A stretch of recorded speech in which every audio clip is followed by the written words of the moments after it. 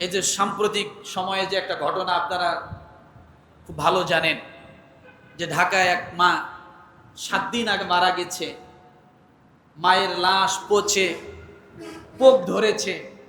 আর ঘরটা যদি কেউ দেখে থাকেন তাহলে তো দেখছেন পরিস্থিতি কেমন, মনে হয়েছে 2-4 বছরে ওই ঘরে কোনো মানুষ ঢোকে নাই, অথচ মেয়ে তার ওখানে ওই বাসাতেই ছিল, পাশের ফ্ল্যাটেই ছিল।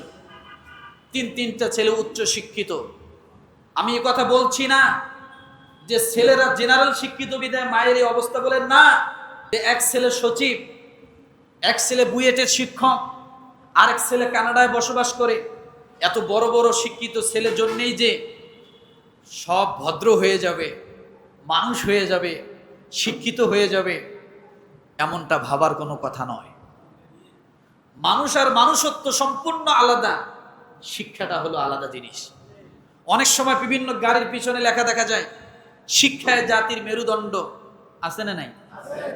বর্তমান সময়ে দেখা যায় শিক্ষায় জাতির সবচাইতে দুর্নীতির মেরুদণ্ড। যে জাতি যত শিক্ষিত, ওই জাতির কাছে দুর্নীতি তত ভয়ঙ্কর। রাগ করলেন? শিক্ষিত হলেই যে মানুষ হওয়া যায় তা কিন্তু না। আর মানুষ হওয়ার জন্য একটা শিক্ষার কথা আল্লাহ আলাদা বলছেন। বলবো? আমার কথা বলছি। যদি আপনি মানুষ হতে চান, শিক্ষিত না, আমি শিক্ষিতর কথা বলছি না, আপনি যদি মানুষ হতে চান তাহলে আল্লাহ একটা শিক্ষার কথা বলছেন। আর রহমান আল্লামাল কুরআন খলাকাল ইনসান আল্লামাহুল বায়ান। আর রহমান দয়াময় আল্লাহ, আল্লামাল কুরআন শিক্ষা দিয়েছেন কি? কুরআন। খলাকাল ইনসান মানুষ বানানোর জন্য। কি বানানোর জন্য? তাহলে মানুষ বানানোর জন্য একমাত্র শিক্ষা কোনটা? কথা বলেন। কোরআনের শিক্ষা। আবার এই কথা ভাববেন না যে কোরআনের শিক্ষা মানেই যে আলেম হওয়া, তা না। কোরআনের শিক্ষা মানে যে বড় মুহাদ্দিস হওয়া, তা না। কোরআনের শিক্ষা মানে যে মুহাদ্দিস হয়ে বড় ইমাম হওয়া, তা না। কোরআনের শিক্ষা হলো যে কোনো পরিবার থেকে, যে কোনো পরিস্থিতিতে থেকে কোরআনের শিক্ষায় শিক্ষিত করে দিতে পারে, কিন্তু সেটা আলেম হওয়া শর্ত নয়। আলেম হওয়া শর্ত বলে না। একজন ইঞ্জিনিয়ার কি কোরআনের শিক্ষায় শিক্ষিত হতে পারে না? একজন ডাক্তার কি কোরআনের শিক্ষায় শিক্ষিত হতে পারে না? কোন শিক্ষা শিক্ষিত হবে? তার পরিবার কেমনে চলবে এটা কোরআন থেকে জ্ঞান নেবে। সে সন্তান হিসেবে বাবার সাথে কি আচরণ করবে, এ শিক্ষা কোথা থেকে নিবে? কোরআন থেকে নিবে। সে স্বামী হিসেবে স্ত্রীর কাছে সে কোন ধরনের আচরণ করবে, এই শিক্ষা কোথা থেকে নিবে? কোরআন থেকে নিবে। সে রাষ্ট্র কিভাবে চালাবে, এই শিক্ষা নেবে কোরআন থেকে। অর্থাৎ যখন যা কিছু একজন মানুষের প্রয়োজন, সেই শিক্ষাগুলো যদি সে কোরআন থেকে নিতে পারে, তাহলে অবশ্যই সেই মানুষটাকেই আল্লাহ মানুষ বলেছেন। লম্বা বড় দাড়ি, লম্বা বড় পাঞ্জাবি, বিশাল বড় পাগড়ি, বিভিন্ন মসজিদের বড় বড় হুজুর, বড় বড় মাদ্রাসার মুহাদ্দিস, এরাই যে শুধু মানুষ হবে তা না। মানুষ একজন ডাক্তারের ভিতর থেকেও হতে পারে, একজন ইঞ্জিনিয়ার থেকেও হতে পারে, একজন জেনারেল শিক্ষিত থেকে হতে পারে, একজন আর্মির অফিসার হতে পারে, একজন পুলিশের অফিসার হতে পারে। সেটা কতটুকু তার চলার জীবনে যতটুকু এলেম এবং কোরআনের শিক্ষা দরকার, ততটুকু যদি তার ভিতরে থাকে, তাকেই মানুষ বলা হয়। 12 বছর শিক্ষা অর্জন করলেই যে তাকে মানুষ বলা হয়। আর যে 12 বছর পরে না, দাওরা হাদিস পাস করে না, মুহাদ্দিস হয় না, তাকে মানুষ বলা হয় না। বলে আল্লাহ এরকম ভাবে ম্যানুয়াল দাবি করেন নাই।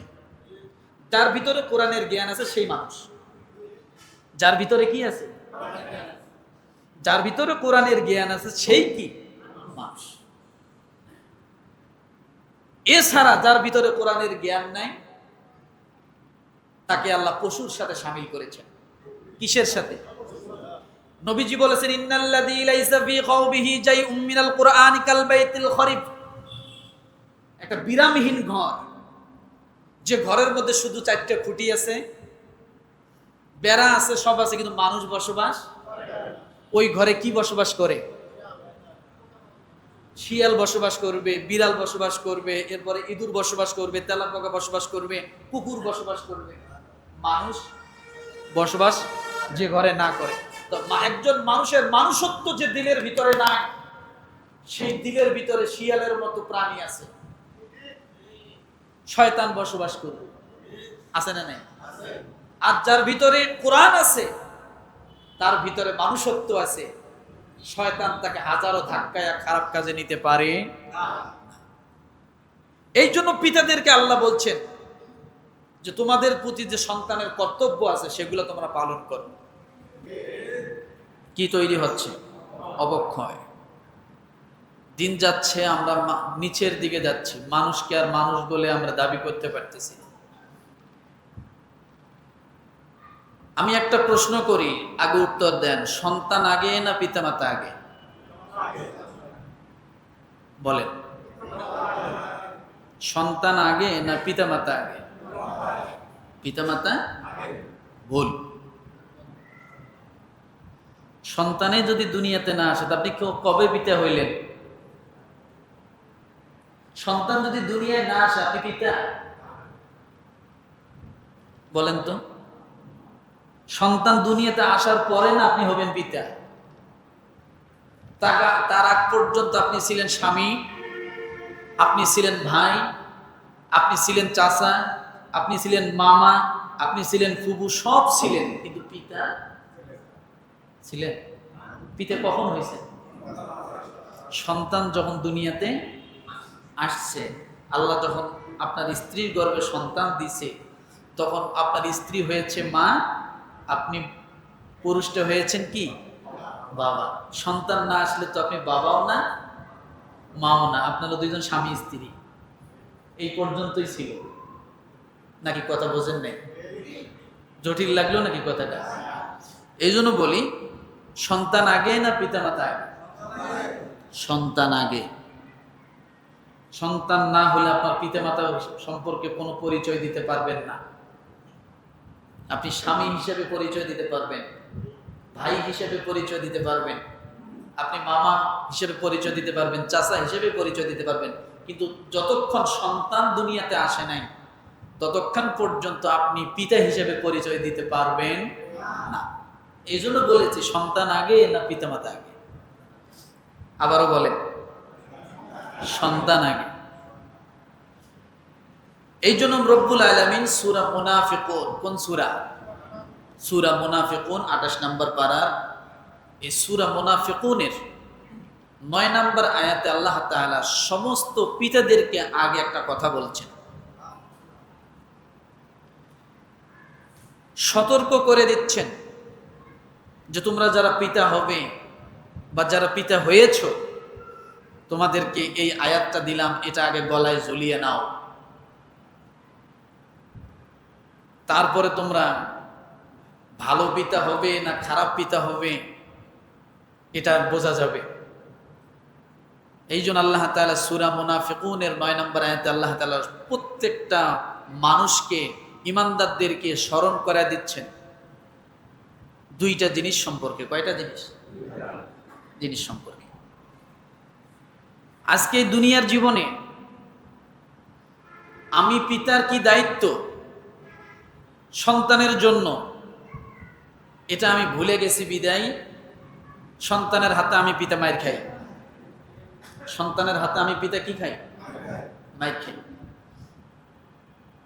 একতরফা এদেশে একতরফা ওয়াজ হয়, আমি আগেও বলেছি কথাটা, কথাগুলো বুঝে মন্তব্য করবেন। এদেশে হুজুররা একতরফা ওয়াজ করে। কি ওয়াজ? পিতামাতার মর্যাদা, পিতামাতার মর্যাদা, পিতামাতার খেদমত, পিতামাতার সব পিতামাতার। কিন্তু হুজুররা এই ওয়াজ করতে যাইয়া সন্তানেরও যে কিছু দায়িত্ব পিতামাতার উপরে আছে, এই কথাটা একবারও বলে না। আর পিতামাতারা এই ওয়াজ শুনতে শুনতে শুনতে শুনতে কি হয় জানেন? স্বৈরাচার হয়ে যায় সন্তানের প্রতি। ওই যে বলছে, দরজা লাগাই দেন, ওই যে বলছে যে তোমরা তোমার মায়ের সামনে, তোমার বাবার সামনে উফ শব্দটা ব্যবহার করিও না। এখন এই কথা যখন পিতারা শোনে যে উফ শব্দটা তুমি তোমার বাবার সামনে মায়ের সামনে ব্যবহার করিও না, তখন ওই পিতামাতা চিন্তা করে যে আমার থেকে বড় আর কে আছে। কথাটা বোঝেন।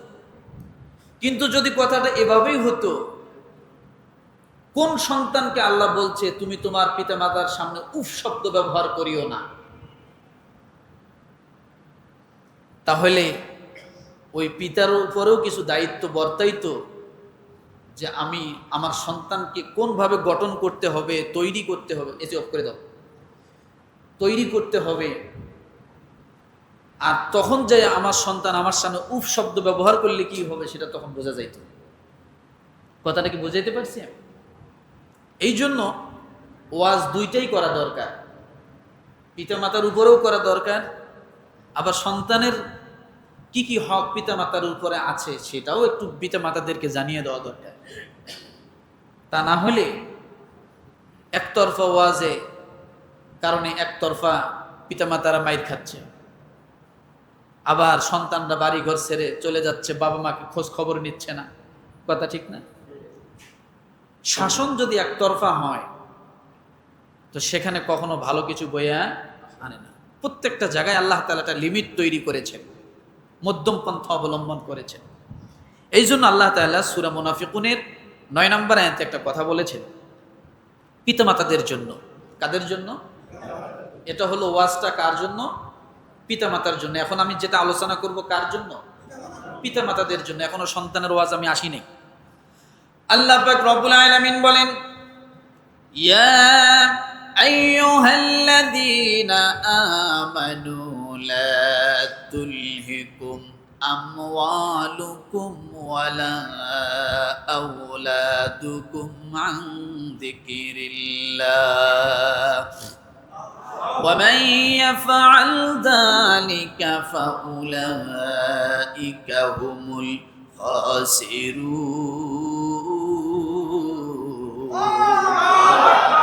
একসঙ্গে বলেন কোন সূরা? আয়াত নাম্বার 9। আল্লাহ পাক রব্বুল আলামিন বলেন, ইয়া আইয়ুহাল্লাযীনা আমানু, তাম দুনিয়ার মানুষকে আল্লাহ একত্রিত করলেন না, হিন্দু বৌদ্ধ খ্রিস্টানকে আল্লাহ আলাদা করে দিলেন।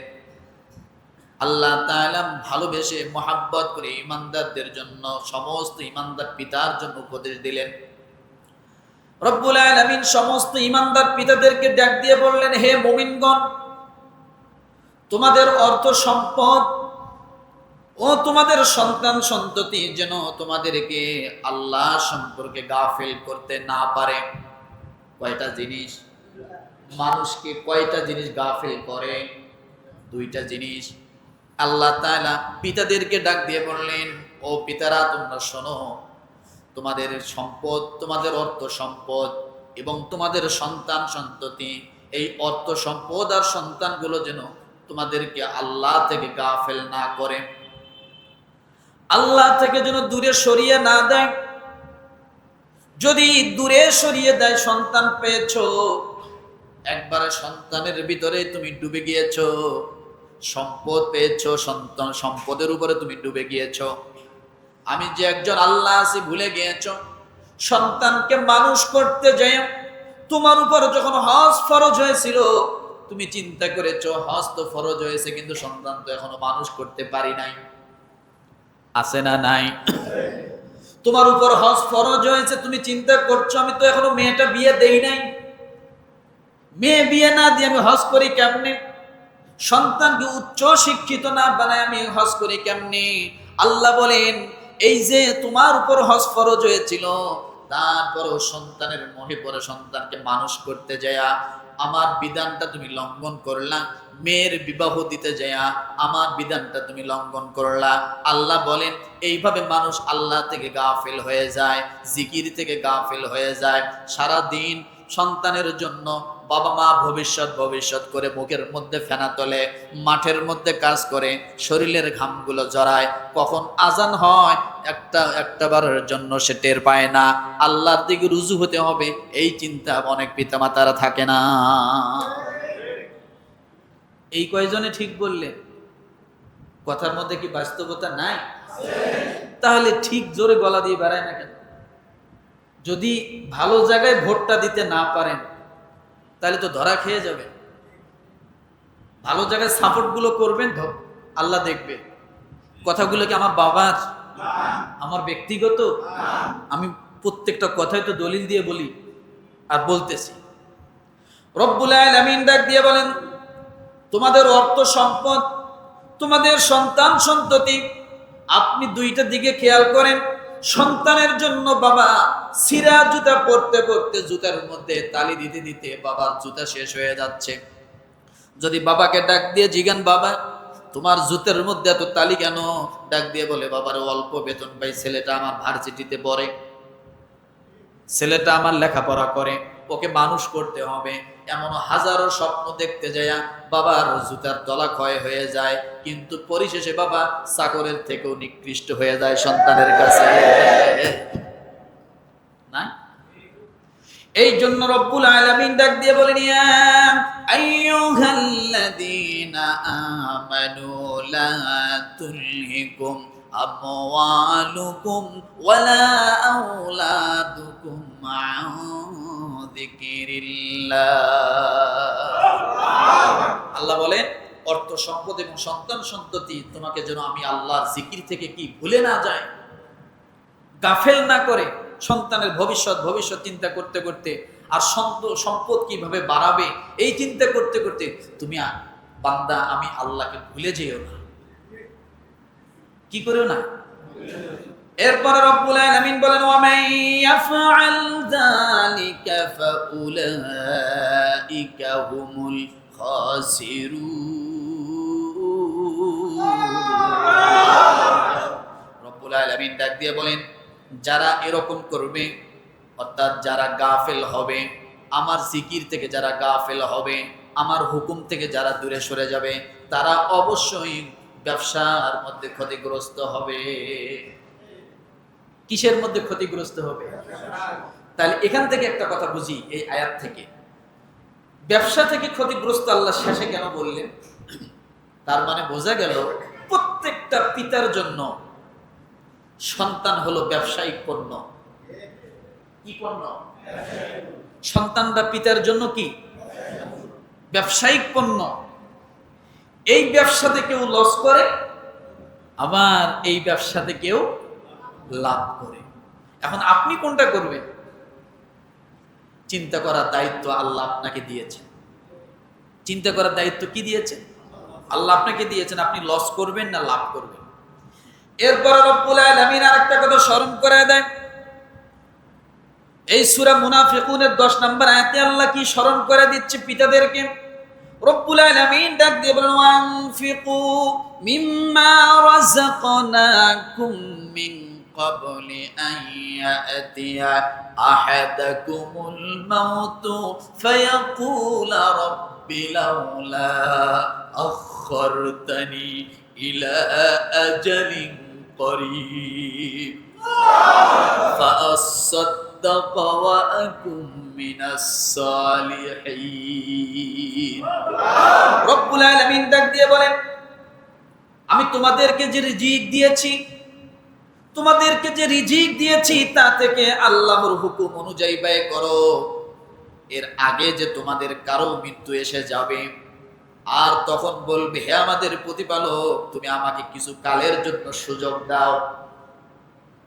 আমি তোমাকে যে রিজিক দিয়েছি, মৃত্যু আসার আগে তুমি যদি আমার কাছে ব্যয় করতে না পারো, দান করতে না পারো, আর যখন মৃত্যু চলে আসবে, একেবারে রূহটা যখন টানা শুরু করে দেবে, আজরাইলকে যখন তোমার চোখের সামনে তুলে ধরা হবে, আর তখন তুমি বলবে, আল্লাহ আমাকে কিছু কালের জন্য একটু সময় দাও।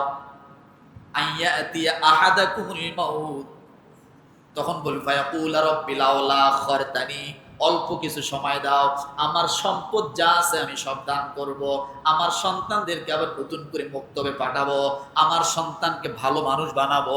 আল্লাহ বলেন, ইলা আজালিন করিব, নিকটবর্তী যখন আজরাইল আসে তখন মানুষ অনেক কিছু করতে চাবে। আপনি যখন বিপদে পড়েন তখন অনেক কিছু স্মরণ হয়, হয় কি হয় না? হয়। আপনি যখন জানেন যে আমি মৃত্যুর সম্মুখীন হচ্ছি, তখন আপনার মনের থেকে অনেক কথা চলে আসে, যদি আমি সুস্থ হই, এইটা করব, এইটা করব, এইটা করব, আমি যদি ভালো হই এটা করব, আমি যদি এই বিপদ থেকে উদ্ধার হই এটা করব, ওটা করব, বলে কি বলে না? বলে। কিন্তু মানুষের সামনে যখন আজরাইল আসবে, তখন মানুষগুলো এই কথা বলবে যে আল্লাহ, আমি যদি একটু সময় পাই, আমাকে যদি আরেকবার একটু সময় দাও, আমি আবার পুনরায় ভালো কাজগুলো করব। এ কথা মানুষ এখানে বলবে, এ কথা মানুষ কবরে বলবে, এ কথা মানুষ কিয়ামতের ময়দানেও যায় বলবে, এক কথাই বলবে। ওয়াহুম ইয়াসতারিখুনা ফিহা রব্বানা আখরিজনা না'মাল সালিহান গায়রাল্লাযী কুন্না না'মাল।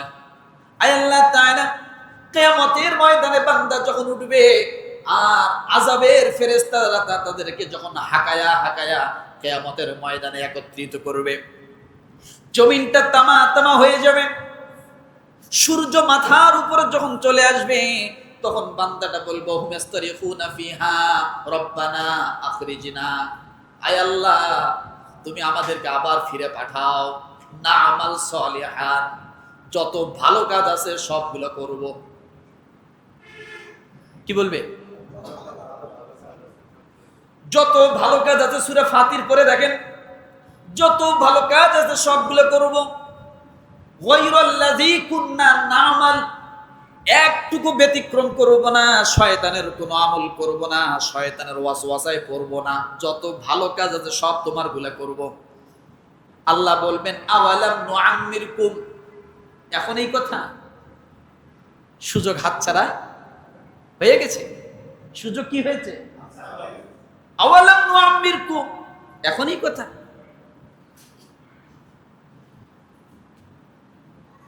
এরপরে বান্দা তারপরেও আল্লাহর কাছে কাকুতি মিনতি করবে, তখন আল্লাহ বলবেন মা ইয়াতাযাক্কারু মান তাযাক্কারা ফীহি ওয়া জাআকুমুন নাযীর, তোমাদের কাছে কি সতর্ককারী আসে নাই? ওই জেনারেলের মসজিদের মধ্যে ইমাম সাহেব মেম্বারে বসে বসে তোমাদেরকে কি বুঝায় নাই? নাযীর, আহ্বানকারী, সতর্ককারীকে বলা হয় নাযীর। এগুলো কি আসে নাই? আসছিল। তখন তো বসে বসে শুনছো আর ঘুম পারছো, গুরুত্ব দাও নাই। আছে না? নাই? হ্যাঁ, আল্লাহ বলবো তখন শুনছো কিন্তু হুজুর কি কর, কথা ঠিক না? ওই দিন কাজে লাগবে এই কথা। এই জন্য রব্বুল আলামিন ডাক দিয়ে বলেন, তখন ওই মানুষগুলো বলবো আনফিকু মিম্মা রাযাকনাকুম মিন ক্বাবলি আন ইয়াতিয়া আহাদাকুমুল মাউত। এখানে আল্লাহ দানের কথা বললেন, রিজিক।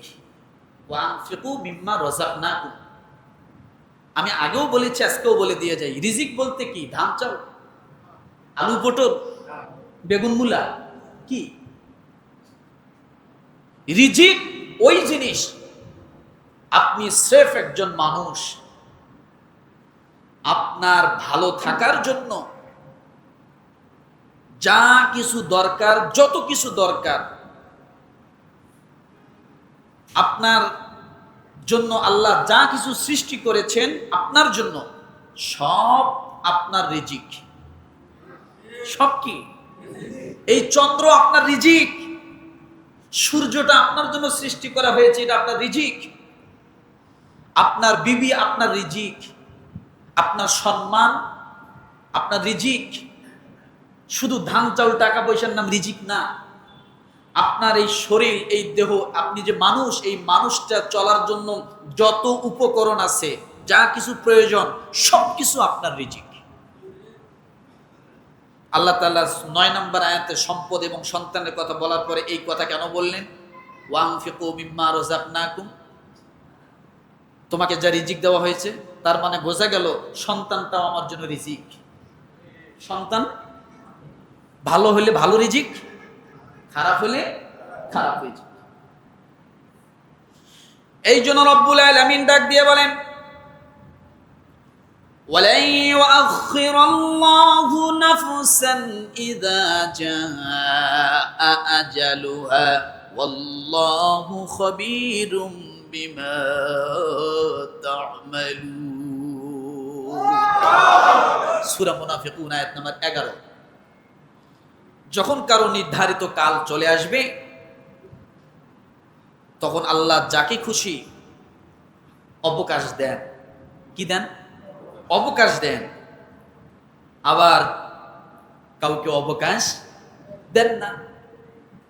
হায়াতের মালিক কে? মৌতের মালিক কে? দুনিয়ার কোনো মানুষ না, দুনিয়ার কোনো মানুষ না।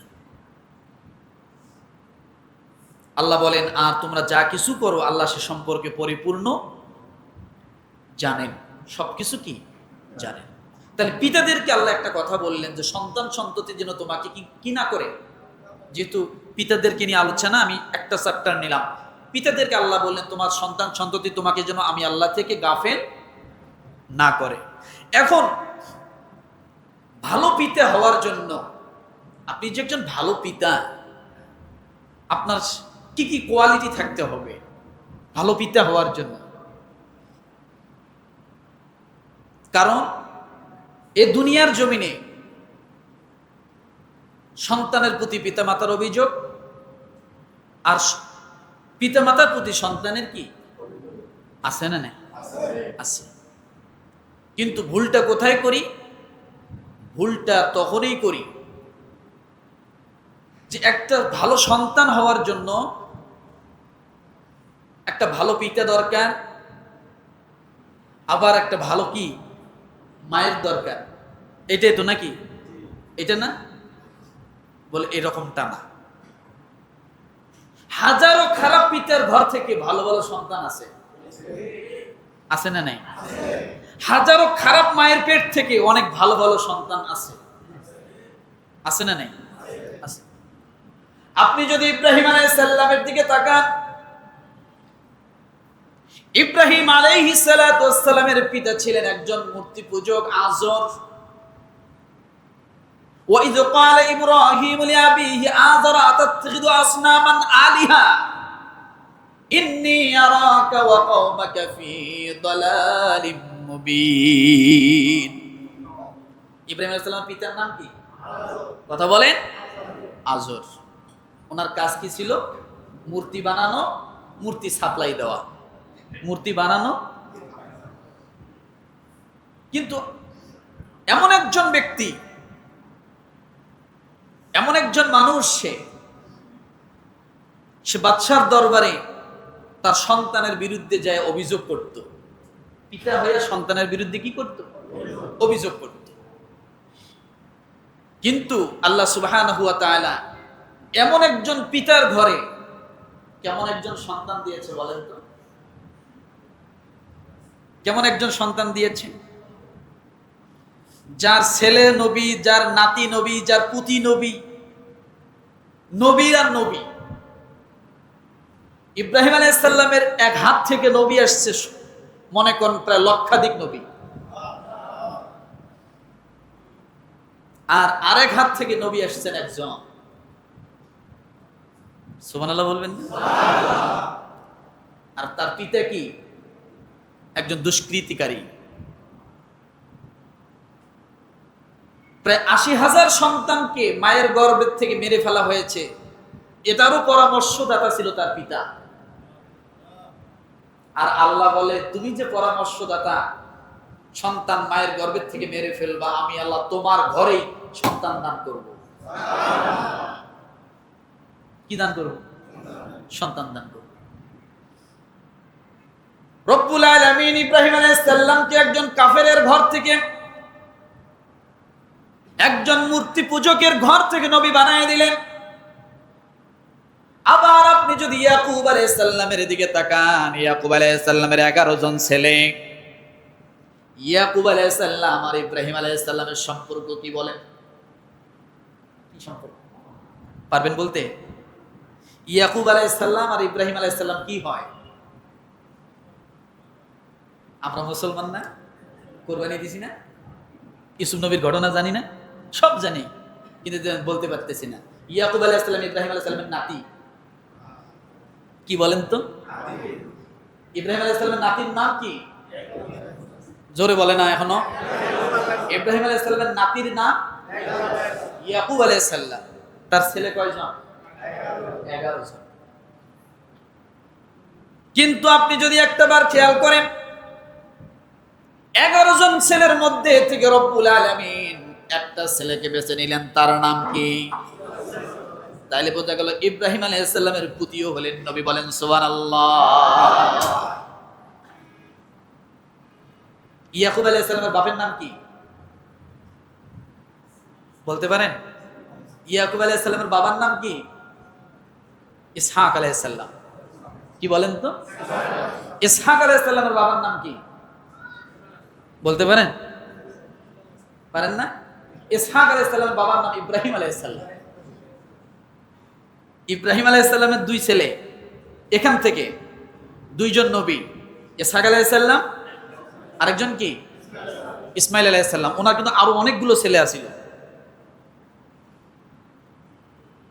যাই হোক, ইয়াকুব আলাইহিস সালামের 11 জন সন্তান, আল্লাহ তাআলা ওখান থেকে একটা সন্তানকে নবী বানায় কবুল করে নিলেন, আর 10টা সন্তানকে নবী। এই 10 জন মিলিয়ে কি করছেন বলেন তো দেখি? ইউসুফ আলাইহিস সালামকে ফালাই দিয়েছেন কুয়ার মধ্যে। তাহলে একজন নবীর, আমি একটা জিনিস পার্থক্য করতে চাচ্ছি, যে একজন নবী হয়ে একজন ভালো পিতা হলেই যে সব সন্তান ভালো হবে এমন কথা না। তাহলে একজন ভালো পিতা হলেই যে সব সন্তান আমার ভালো হবে এমন কথা না। আবার বাবা খারাপ হলে যে সন্তান খারাপ হবে এমন কথাও না। এই 10 ভাই মিলে ইউসুফ আলাইহিস সালামকে ফালাই দিলেন কুয়াতে।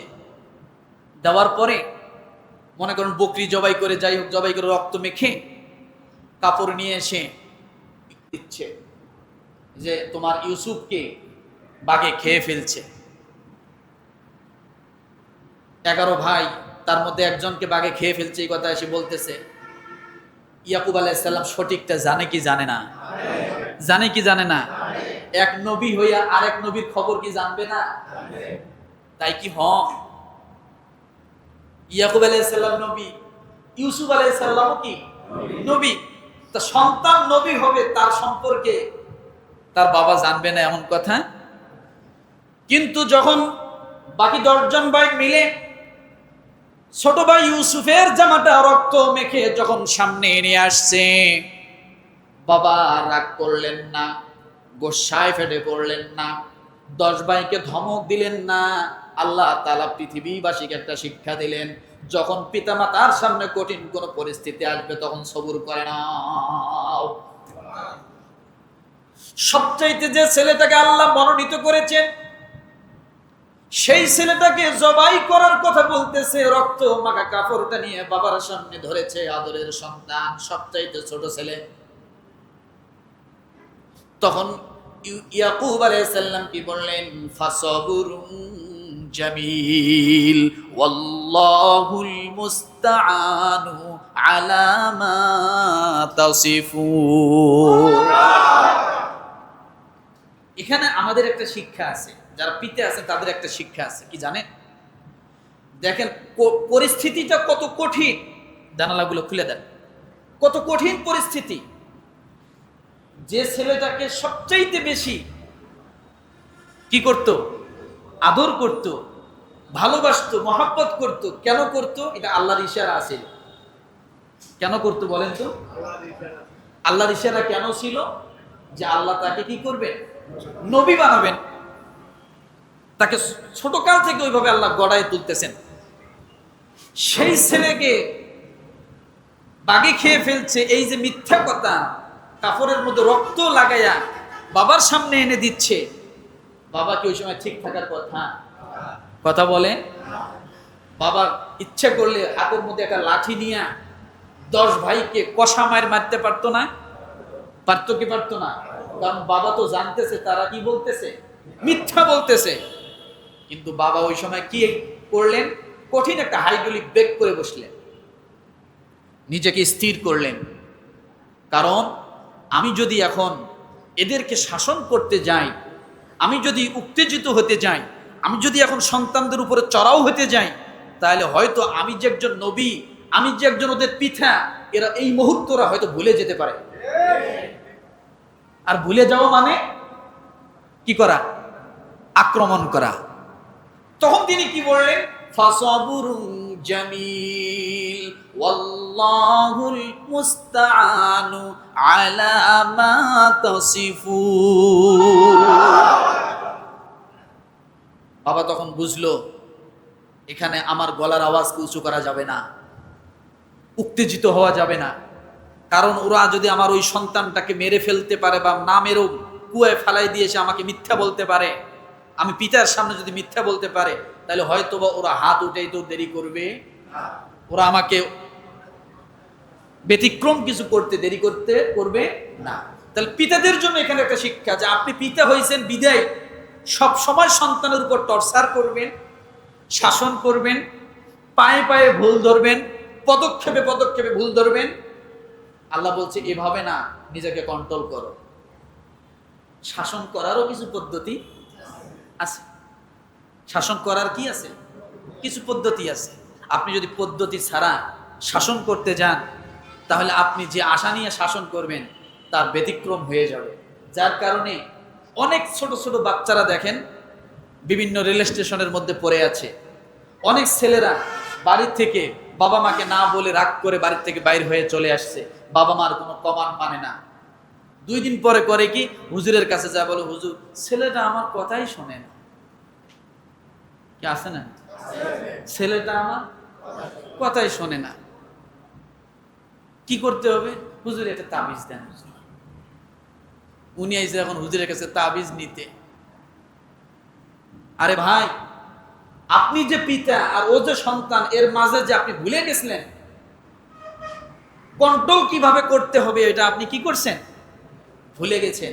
একটা অফিসের মধ্যে অনেকগুলো বস থাকে, সব বস শ্রমিকের কাছে প্রিয় হয় না। সব বস কি হয় না? সব বস অফিসের কর্মচারীর কাছে কি হয় না? কিছু কর্মচারীকে, কিছু বস আছে ভালোবাসা দিয়ে প্রিয়ত্ব অর্জন করে। ভালোবাসা দিয়েও কি প্রিয়ত্ব অর্জন করা যায় কি যায় না? যায়। ভালোবাসা দিয়ে প্রিয়ত্ব অর্জন করা যায়। আবার কিছু মনে করে যে আমি বা কি হনুরে, কথায় কথায় কর্মচারীকে গালি গালাজ, মারামারি, চট থাপ্পড় আছে না নাই?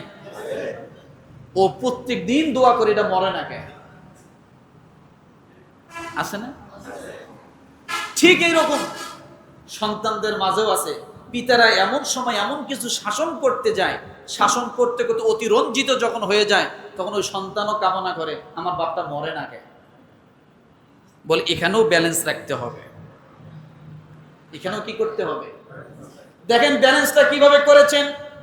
সূরা লোকমান নামে নাম শুনছেন তো? কোন জায়গায় আছে এটা? কোরআনের মধ্যে সূরা লোকমান নাম শুনছেন না? আল্লাহ পাক রব্বুল আলামিন ব্যালেন্স শিক্ষা দিয়েছেন।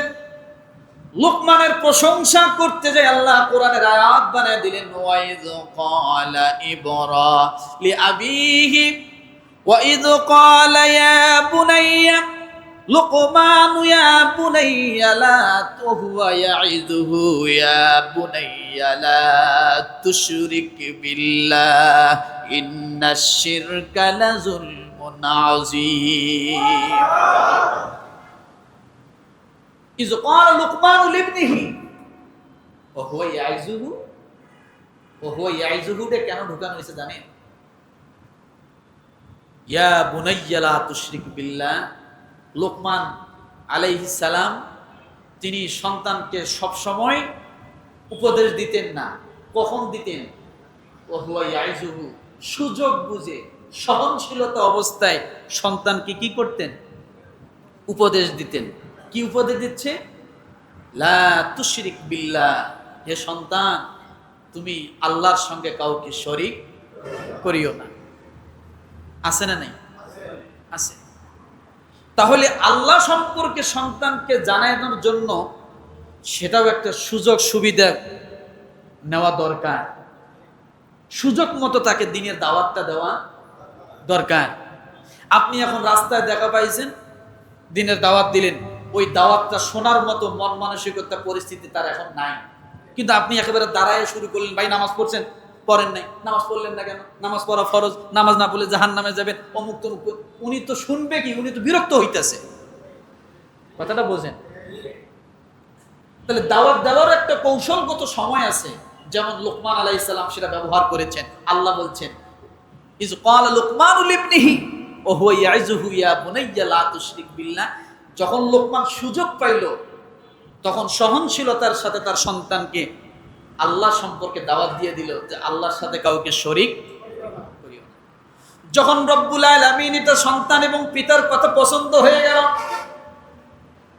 আল্লাহ পাক রব্বুল আলামিন সঙ্গে সঙ্গে এবার পিতার পরিচয় করিয়ে দিচ্ছে সন্তানের কাছে। রে সন্তান, তোমরা শোনো, এবার তোমাদের কাছে তোমাদের পিতা সম্পর্কে আমি আল্লাহ পরিচয় করায় দেই। ওয়াসাইনাল ইনসানা বিওয়ালিদাইহি ইহসানা হামালাতুহু উম্মুহু ওয়াহানান আলা ওয়াহনি ওয়া ফিসালুহু ফি আমাইনি আনিশকুরলি ওয়া লিওয়ালিদাইহি। তাহলে পিতা কার পরিচয় করিয়ে দিচ্ছে? বলেন তো দেখি, সন্তানকে কার পরিচয় করিয়ে দিচ্ছে? আল্লাহ পরিচয় করিয়ে দিচ্ছে পিতা তার সন্তানকে। আর আল্লাহ এবার কার পরিচয় করিয়ে দিচ্ছে?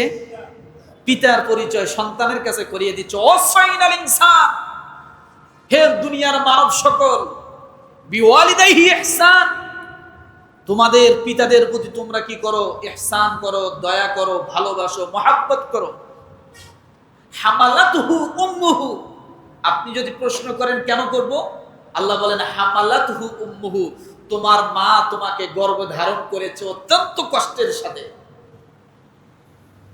ওয়াহনান আলা ওয়াহনি, মাসের পর মাস তোমাকে পেটে ধারণ করে নিয়ে বেড়াইছে এবং তোমাকে ডেলিভারি করেছে। অফিসালুহু ফি আমাইন, শুধু তাই নয়, 2 বছর তোমাকে দুগ্ধ পান করিয়েছে। কয় বছর? 2 বছর তোমাকে দুধ পান করিয়েছে। আনিশকুরলি ওয়া লিওয়ালিদাইক, তোমরা তোমাদের পিতাদের প্রতি কৃতজ্ঞতা স্বীকারকারী হও। কে বলেছে কথা? তাহলে এখানে একটা জিনিস বোঝেন, বাবাদের কাজ কি? আল্লাহর পরিচয় করিয়ে দেওয়া। আর আল্লাহ কি করতেছেন?